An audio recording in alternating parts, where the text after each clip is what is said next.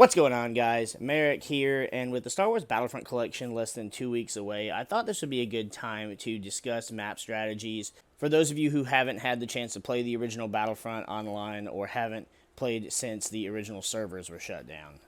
So in these videos, we'll be taking a look at the layouts to each map and going over different strategies that you can take for each of the various factions.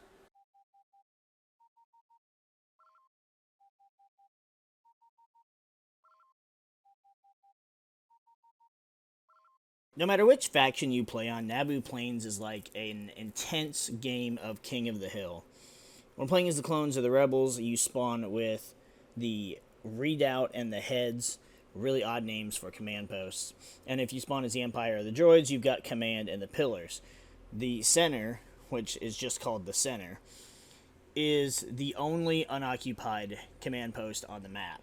And from my experience playing on this map, it's just a giant clusterfuck in the middle where both sides are just trying to gain control of that middle command post. When playing as the Empire and the droids, having the command post is really beneficial because it is uphill, so it gives you a nice vantage point for the majority of the map. You can see a good portion of the center command post, so it's really good for sniping. Also, when you play as the Empire specifically, you get the ATST, which, as you guys know, is one of my favorite vehicles and probably one of the better vehicles to play in this game. The droids get their tank, which functionally the same as far as the weapons go, but the movement is really wonky. The clones and the rebels get their tanks, which both of those have missiles, so a little bit more versatility there, but not as useful as having the ATST in my opinion. The best strategy here would be to either just gun for the center and just try your damnedest to take advantage of it and hold it for as long as possible, or to go around and try and hit one of the outer command posts.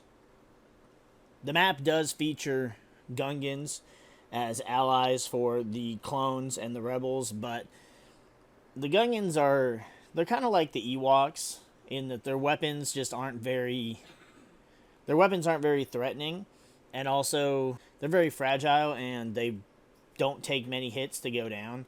So it's not like having to have the Wookiees to fight against. They're a lot easier to deal with, and they're not really as much of a problem.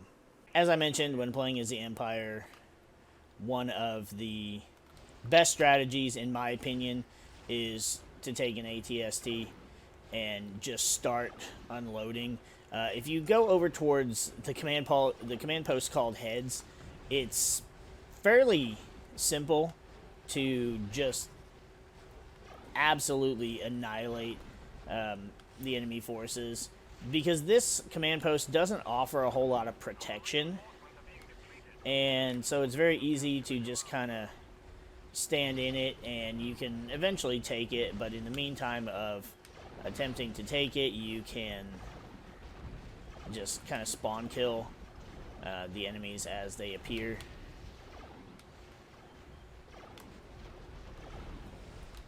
The enemy did manage to gain control of the center, but with the ATST, it's so easy to just deal with infantry, and if the enemy doesn't have dedicated rocket support, they're not going to be able to take out an ATST. And while this command post does have a decent bit of cover, it is also fairly open in the middle.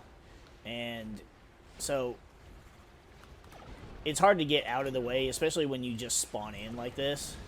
As you can see, they're just spawning in, and I'm just obliterating them as soon as they appear. If you desire playing this map with a little more tact, I would spawn at the command and go straight for the heads.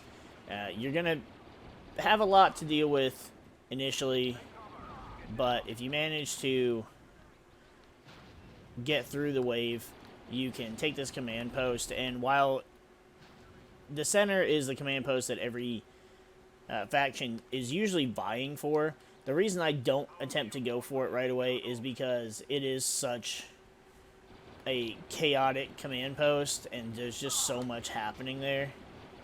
We got some allies this time around. Get out of the way.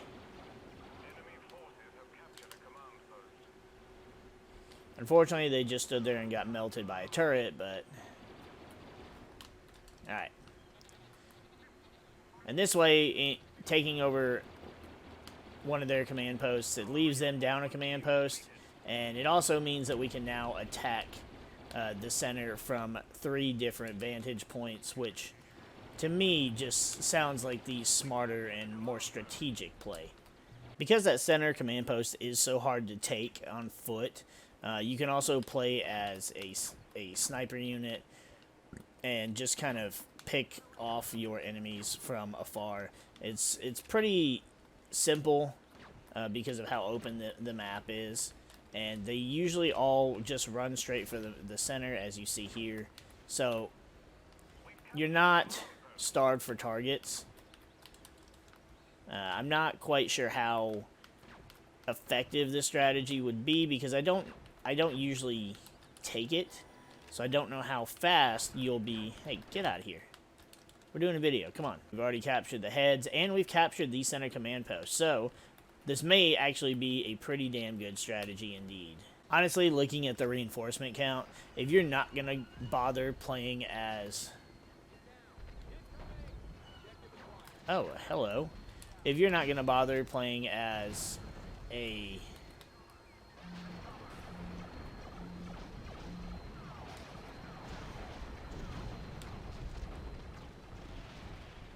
Yep, had to get rid of that. If you're not going to play as one of the vehicles, your best bet would be to snipe. It feels like, aside from the fact that you're just safer, it feels like you can do more to support your team by sniping into the center from afar than struggling to try and take it from within. When playing as the clones or the rebels, you have a few options to you, the first of which is, of course, becoming a pilot and then taking the fight to the enemy in one of the Republic tanks.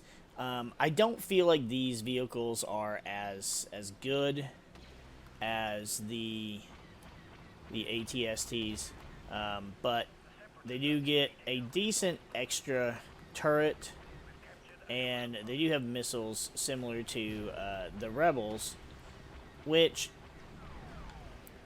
it's still just, it's something about the movement to these vehicles that makes it just not as appealing to play as for me personally. Playing as infantry for the clones and the rebels just really sucks on this map. Your best bet is to attempt to take the center as soon as possible, and then maybe hop around and possibly take pillars or command if you can get around their vehicles. It's just not, it's not as ideal because of the specific command posts you have. You could possibly snipe from up here on one of the pillars and such, but it leaves you so open to so much enemy fire, and I just don't feel like it's worth it.